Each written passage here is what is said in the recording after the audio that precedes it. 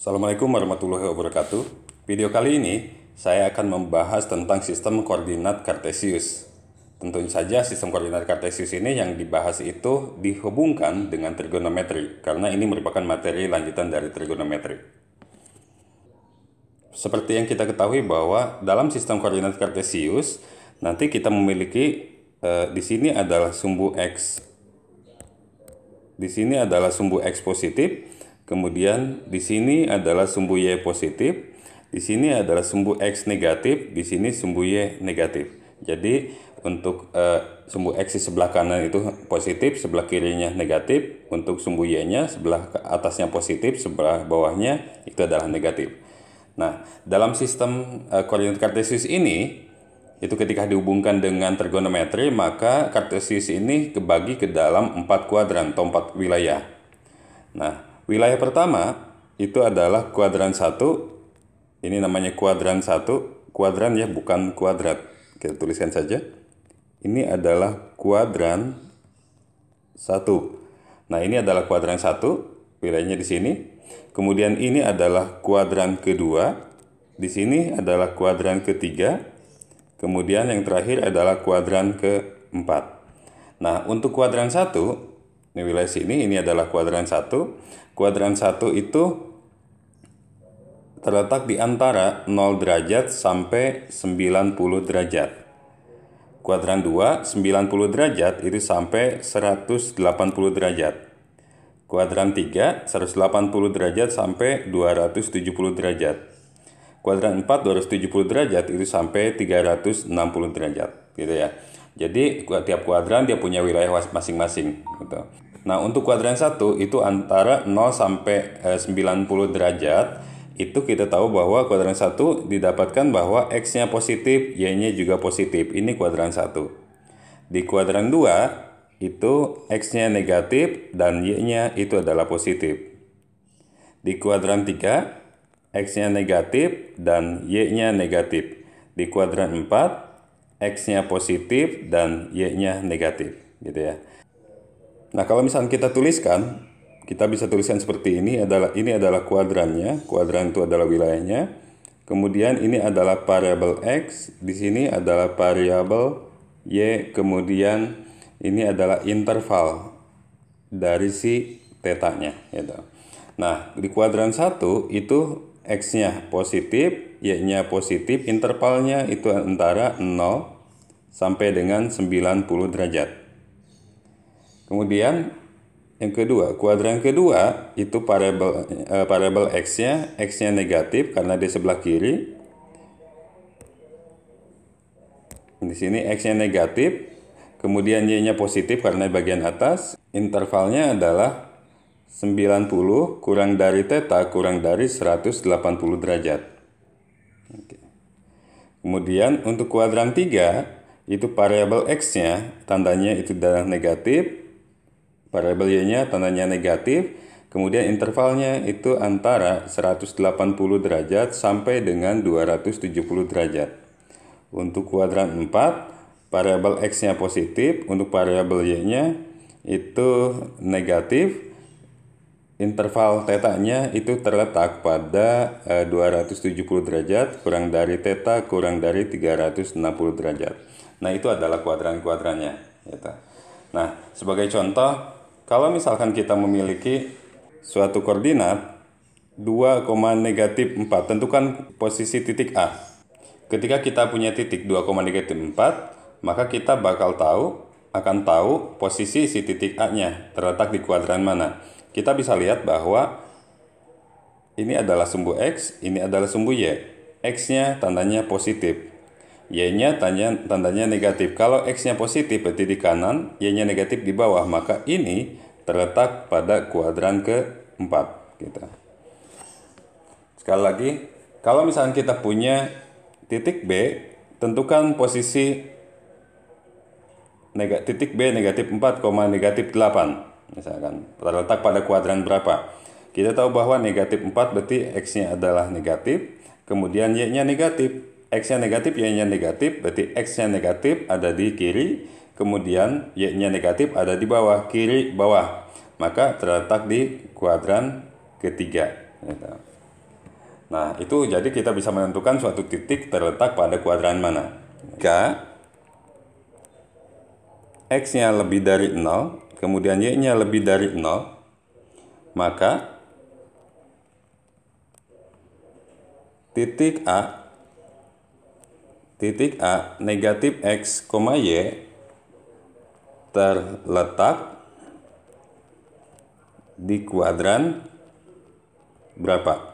Nah, kalau misalnya kita lihat di sini, ini contoh soal nomor 1. Kalau misalnya kita lihat di sini, maka ini sebenarnya masih soal yang seperti tadi. Yang ini A 2,-4, B -4, -8. Bedanya kalau misalkan di sini soal yang pertama itu soal A dan soal B yang ini itu angkanya sudah ada. Jadi udah jelas positif negatifnya. Tapi sekarang soal yang kedua itu digunakannya dalam bentuk variabel. Nah, jadi kalau misalnya untuk mengerjakan soal seperti ini gimana? Nah, lihat di sini. Jika X lebih dari 0, artinya si X-nya awalnya positif. Kemudian Y-nya lebih dari 0, maka Y-nya adalah positif.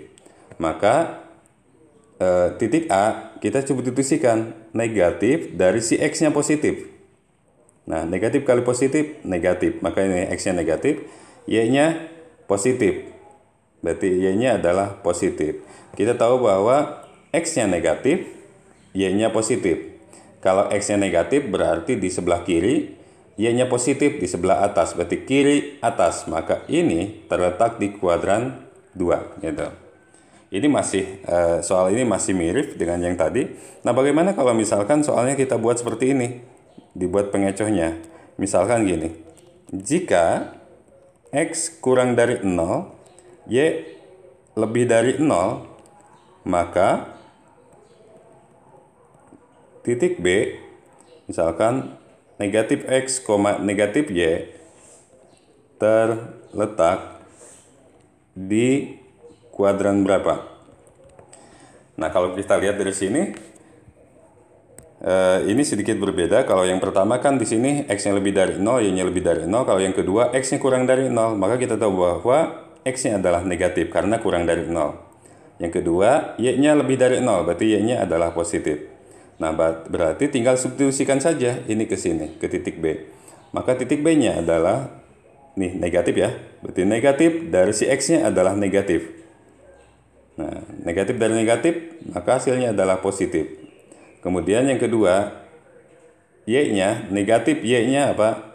Y-nya di sini, nih lihat di sini, Y-nya adalah positif. Negatif kali positif, negatif. Nah, berarti kita punya X-nya positif, Y-nya negatif. X positif sebelah kanan, Y negatif berarti di sebelah bawah. Berarti kanan bawah. Maka ini terletak di kuadran keempat gitu. Ya, jadi harus hati-hati. Informasi awalnya dulu harus diperhatikan, baru kita masuk ke titiknya yang dipunyai. Jadi jangan langsung titik B negatif X, negatif Y. Oh, berarti negatif X-nya negatif, Y-nya negatif, nggak gitu. Karena kita punya informasi awal dulu bahwa X-nya harus kurang dari 0 dan Y-nya lebih dari 0 gitu. Yang ketiga, contoh yang ketiga, jika misalkan ini kita punya jika X-nya lebih dari 0, kemudian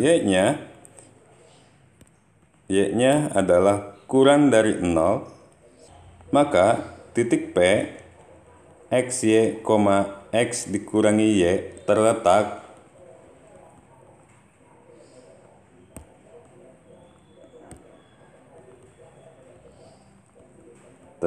di kuadran berapa? Nah, berarti seperti biasa kita kerjakan dulu informasi awalnya. Kita tahu informasi awalnya bahwa X-nya nih lebih dari 0, berarti X-nya adalah positif, Y-nya kurang dari 0, Y-nya adalah negatif. Maka nanti tinggal disubstitusikan ke sini. XY, berarti kalau XY berarti X-nya adalah positif, Y-nya adalah negatif. Positif kali negatif, hasilnya adalah negatif. Nah, berarti sumbu X-nya negatif. Kemudian yang kedua, X kurangi Y. X-nya adalah positif dikurangi, ini positif dikurangi, Y-nya adalah negatif. Positif dikurangi negatif, itu hasilnya selalu positif. Nah, berarti kita tahu bahwa X-nya negatif, kemudian Y-nya adalah positif.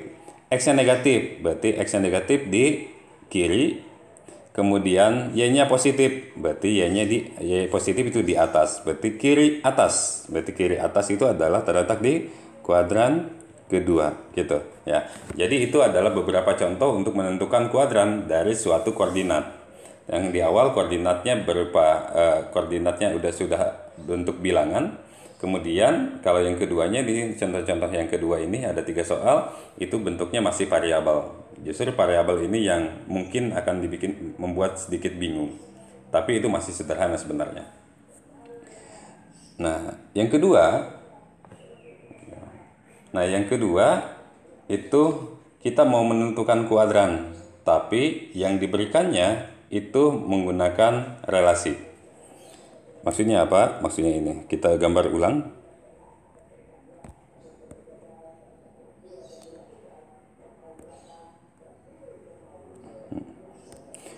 Tadi dikatakan bahwa di sini namanya kuadran 1, ini namanya kuadran kedua, di sini namanya kuadran ketiga, di sini namanya kuadran 4. Kuadran 1 0 sampai 90 derajat, kuadran 2 90 sampai 180 derajat, kuadran 3 180 derajat sampai 270 derajat, kuadran 4 270 sampai 360 derajat. Ini 360 derajat gitu ya. Oke. Maka kita bisa menuliskan kuadran 1 itu adalah kuadran 1 itu bisa dituliskan dalam dua bentuk. Jadi kuadran 1 itu adalah, ini kan awalnya 0 nih, ini bisa ditulis menjadi 0 ditambah theta atau sama dengan tetanya, atau dari 90 derajat kan sampai sini nih. Berarti ke sini masuknya ke kuadran ke-1, maka kita gunakan 90 dikurangi theta. Gitu. Jadi kalau kuadran 1 bisa sama dengan tetanya itu sendiri, atau bisa menggunakan 90 kurangi theta. Kalau misalkan kuadran 2, berarti dua kemungkinan juga. Kuadran 2 di sebelah sini, maka nanti sini bisa ditulis menjadi 90 ditambah theta, itu kuadran 2. Atau boleh juga kalau menggunakan relasinya 180, berarti 180 dikurangi theta, karena 180 dikurangi makanya masuk ke kuadran 2. Kalau 90 ditambah berarti masuknya ke kuadran 2. Selanjutnya ini kuadran 3 juga sama, ada 2, yaitu 180. Kalau ingin ke kuadran 3 maka dia harus ke sini, berarti ditambah 180 ditambah suatu sudutnya ini dalam hal ini antara 0 sampai 90 derajat ya. Berarti tambah theta, atau boleh juga menjadi 270 dikurangi theta, dia masuk ke sini gitu. Kuadran keempat itu ada dua kemungkinan juga. Kemungkinan pertama adalah 270 ke sana, berarti 270 ditambah theta, atau 360 dikurangi theta gitu ya. Jadi ada beberapa kemungkinan. Sekali lagi untuk kuadran 1 bisa menggunakan theta itu sendiri atau 90 min theta, kuadran 2 90 tambah theta atau 180 dikurangi theta. Kuadran 3 adalah 180 tambah theta atau 270 min theta. Kuadran 4 270 plus theta atau 360 min theta. Theta ini adalah sudut antara 0 sampai 90 derajat. Nah, nanti penamaannya juga boleh dikurangi theta, boleh dikurangi alpha, boleh dikurangi gamma, terserah penulisannya, gimana kebutuhannya. Ya. Nah, ini contoh soalnya seperti apa? Misalkan gini. Oke. Misalkan contoh soal nomor 4. Jika theta terletak di kuadran kedua, maka 180 dikurangi theta terletak di kuadran berapa? Oke. Nah, berarti hal pertama yang akan kita kerjakan itu adalah lihat informasi awalnya. Informasi awalnya apa? Bahwa tetanya terletak di kuadran kedua. Maka seperti yang kita ketahui bahwa kalau terletak di kuadran 2 berarti kita bisa menggunakan 90 ditambah theta atau 180 dikurangi theta. Tapi di sini tetanya sudah digunakan. Nah, maka nanti tetanya itu diubah menjadi 90 ditambah alfa, kita tuliskannya. Kita menggunakan simbol yang lain karena tetanya sudah digunakan. Atau tetanya itu sama dengan 180 dikurangi alfa. Nah, jadi nanti ada dua cara, ada dua pengerjaan, terserah mau pilih yang mana, sama saja. Nanti hasilnya harusnya sama. Saya akan jelaskan dua-duanya biar terlihat bahwa hasilnya bakal sama gitu. Nah, berarti kalau misalnya informasi awalnya sudah dituliskan, yaitu tetanya di kuadran 2, maka kita bisa tuliskan ini. Barulah ke soalnya. Soalnya adalah 180 derajat itu dikurangi theta terletak di kuadran berapa. Barulah ke soal. Soalnya adalah 180 derajat dikurangi theta. Kita substitusikan tetanya. 180 derajat dikurangi 90 ditambah alfa. Berarti sama dengan 180 derajat ini dikalikan negatif 90 derajat ini dikalikan negatif kali positif negatif alfa. Maka hasilnya adalah 90 derajat dikurangi alfa. Nah, barulah ini yang harus ditentukan kuadran berapa. Di situ 90 berarti di sini 90-nya nih, ini 90. Kemudian dikurangi. Kalau dikurangi maka dia akan ke sebelah kanan. Maka diketahui bahwa 90 dikurangi alfa itu terletak di kuadran 1. Maka ini jawabannya adalah terletak di kuadran 1 gitu. Nah, bagaimana kalau misalnya kita menggunakannya tetanya adalah 180 min alfa? Ya sama saja, kita coba 180 dikurangi theta sama dengan 180 dikurangi tetanya diganti oleh 180 kurangi alfa. Ini sesuai dengan yang kita gunakan.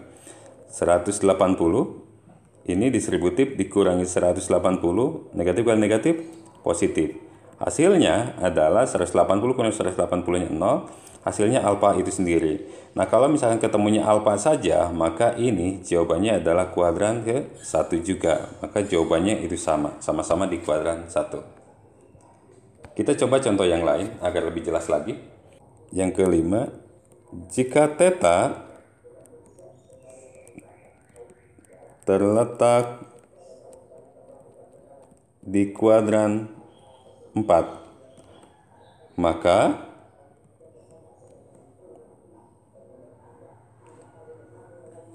theta dikurangi V itu terletak di kuadran berapa? Nah, gitu. Nah, berarti kita kerjakan yang definisikan dulu informasi yang pertamanya, theta di kuadran 4. Nah, berarti kita bisa tulis menjadi tetanya sama dengan, karena kuadran 4 berarti kita bisa menggunakan 270 ditambah alfa, atau yang kedua tetanya kita definisikan menjadi 360 dikurangi alfa. Gitu ya. Jadi ada dua, terserah kalian mau menggunakan yang mana gitu. Barulah ke soalnya. Soalnya itu adalah soalnya adalah ini. Maka theta dikurangi V itu terletak di kuadran berapa? Karena kita menggunakan di sini derajat, maka ini dalam V itu adalah radian. Kita ubah dulu ke dalam derajat dulu. Nah, dalam radian itu adalah 1 V radian itu sama dengan 180 derajat. Jadi kalau V itu bisa diganti menjadi 180 derajat. Berarti sama dengan theta dikurangi 180 derajat. Nah, tetanya bisa kita ganti menjadi, untuk yang di sini cara pertama 270 ditambah alfa, ini tetanya dia digantikan oleh ini dikurangi 180 derajat. Maka hasilnya adalah 270 ditambah alfa dikurangi 180. Hasilnya 270 dikurangi 180, 90 ditambah alfa. 90 tambah alfa ini terletak di kuadran kedua, karena 90 tambah berarti dia ke kiri. Maka ini terletak di kuadran 2. Kalau kita menggunakan yang ini sama aja. Kita menggunakan ini sama saja, berarti dikurangi V, berarti sama dengan theta. Sama dengan theta dikurangi 180 derajat. Sama dengan tetanya berapa? Tetanya adalah 360 dikurangi alfa dikurangi 180 derajat. sama dengan 360 dikurangi 180 dikurangi 180 itu adalah 180 dikurangi alfa. Berarti 180 dikurangi alfa, berarti masuknya ke mana? Ini masuknya ke kuadran ke-2 karena 180 dikurangi, kalau ditambahkan masuknya kuadran 3, maka sama-sama di kuadran 2. Gitu. Jadi sebenarnya sama saja. Gitu. Contoh soal yang ke-6. Jika theta terletak di kuadran 2, maka negatif theta terletak di kuadran berapa? Oke. Nah, seperti biasa kita tuliskan dulu informasi awalnya bahwa tetanya di kuadran 2 nih. Maka theta sama dengan, kita bisa menggunakan 90 ditambah alfa, atau boleh juga kita menggunakan 180 dikurangi alfa. Ini sama-sama di kuadran 2. Gitu. Kalau misalkan belum mengerti, kembali lagi lihat catatan di awal tadi. Nah, sekarang yang dimintanya adalah negatif theta nih. Berarti kalau misalkan yang ditanyanya adalah negatif theta, berarti negatif theta terletak di kuadran berapa? Nah, ini yang jadi pertanyaannya. Sama dengan negatif tetanya diganti oleh 90 ditambah alfa. Kita masukkan distributif, maka negatif 90, negatif kali positif dikurangi alfa. Nah, kalau kita lihat di sini negatif 90 derajat dikurangi alfa itu tidak terlihat posisinya di kuadran berapa. Maka nanti kita ubah. Ya, maka nanti kita ubah dulu nih yang ininya. Si negatif 90-nya diubah ke dalam sudut positif. Masih ingat nggak kalau sudut negatif diubah ke dalam sudut positif? Itu ada di video pertama. Jadi kalau sudut negatif diubah ke dalam sudut positif, itu tinggal ditambah 360 derajat. Jadi kalau kita punya negatif 90 derajat, mau diubah ke dalam sudut positif, tinggal negatif 90 ditambah 360. Hasilnya berapa? Hasilnya adalah 270 derajat. Gitu. Nah, berarti ini sama artinya dengan 270 derajat dikurangi alfa. Gitu. Nah, dari sini sudah terlihat sekarang 270 itu berarti ada di bawah, dikurangi berarti masuknya ke wilayah kiri, berarti masuknya ini di kuadran ke-3, maka ini jawabannya kuadran ke-3. Bagaimana kalau misalnya kita menggunakan ini, yang theta sama dengan 180 min alfa, berarti ditanya negatif theta itu sama dengan negatif dari 180 derajat dikurangi alfa. Berarti didistributifkan, berarti ini hasilnya adalah negatif 180 derajat, negatif kali negatif, plus alfa. Nah, kita ubah sudut negatif 180 derajat diubah ke dalam sudut positif, maka tinggal ditambah 360 derajat. Hasilnya adalah 180 derajat. Berarti ini setara dengan 180 derajat ditambah alfa. 180 ditambah alfa, berarti masuknya ke kuadran berapa? Ini masuknya ke kuadran 3 juga, jadi sama ya, gitu. Nah, jadi itu adalah cara-cara untuk mengerjakan soal-soal yang berhubungan dengan kuadran, gitu. Jangan lupa ketika kalian mengerjakan selalu diperiksa dulu, perhatikan dulu informasi awal baru masuk ke soalnya. Jangan tiba-tiba langsung masuk ke soal tanpa memperhatikan informasi awalnya. Barangkali itu yang bisa saya sampaikan. Saya cukupkan sekian. Semoga bermanfaat. Saya tutup. Assalamualaikum warahmatullahi wabarakatuh.